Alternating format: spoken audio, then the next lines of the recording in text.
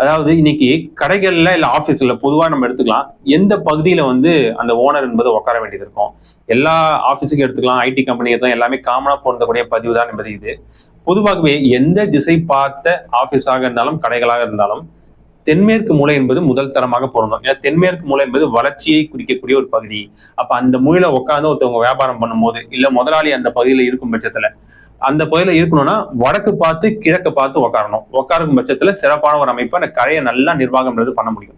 இது எல்லா திசை பார்த்த கடைக்கும் பொதுவாக பொருந்தக்கூடிய ஒரு சில விஷயமாக இருக்கும். இல்ல தனித்துவமா வேற என்ன மாற்று பகுதி இருக்கு அப்படின்னு சொல்லி பார்க்கும்போது, சப்போஸ் இப்ப வடக்கு பார்த்த ஒரு கடை இருக்குன்னு வச்சுங்க. தென்மேற்கு மூலையில இடம் கிடையாது.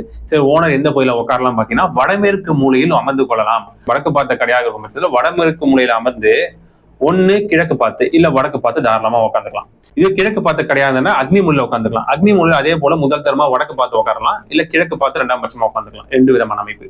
தெற்கு பார்த்த மேற்கு பார்த்த கடைகளுக்கு கன்னி மூலை தான் முதல் தரமா பொருந்தும். அதே போல வடக்கு கிழக்கு பார்த்து அமைப்பை ஏற்படுத்திக்கணும்.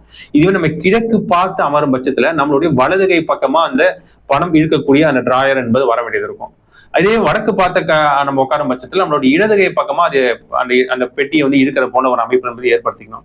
இது போல நிறைய விதமான விஷயங்கள்லாம் இருக்கு. உனக்கு கடைகள்ல என்னென்ன விஷயம் எங்க வரணுன்றதெல்லாம் டீட்டெயிலா ஃபியூச்சர்ல அந்த தனித்தரமா நான் போடுறேன். இதோட இந்த பதிவை முடிச்சுக்கிறேன்.